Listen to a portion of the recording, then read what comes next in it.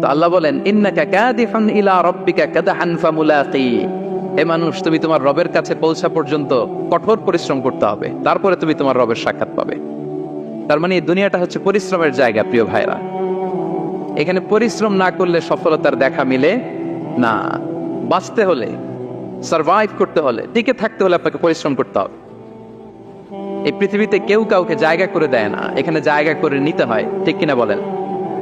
আপনি যদি পরিশ্রম করেন, পরিশ্রমে যে ঘাম ঝরে শরীর থেকে, পরিশ্রমের ঘামে জন্ম নেয় সফলতার বীজ।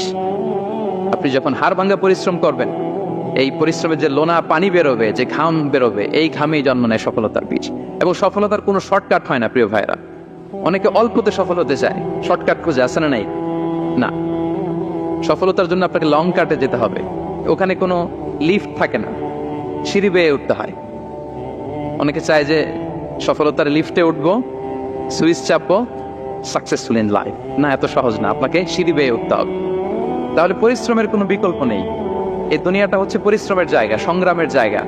আপনি সফল হতে হলে আপনাকে পরিশ্রম করতে হবে, করতেই হবে। আর পরিশ্রমে কোনো লজ্জা নেই। আমি বিভিন্ন আমার আলোচনায় বলি, কাজে লজ্জা নেই। কিসে লজ্জা নেই? আওয়াজ করে বলুন সবাই।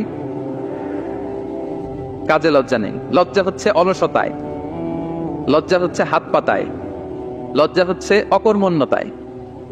কাজে লজ্জা আছে? লজ্জা কিসে বলেন সবাই? লজ্জা হচ্ছে অলসতায়, অকর্মণ্যতায়। যারা কাজ না করে ফুটানি মারে, ওইটাতে লজ্জা। অনেকে আছে ফুটানি মারে, আছে না নাই? কাজ করে না, সব ফুটানি, এই ফুটানিতে লজ্জা।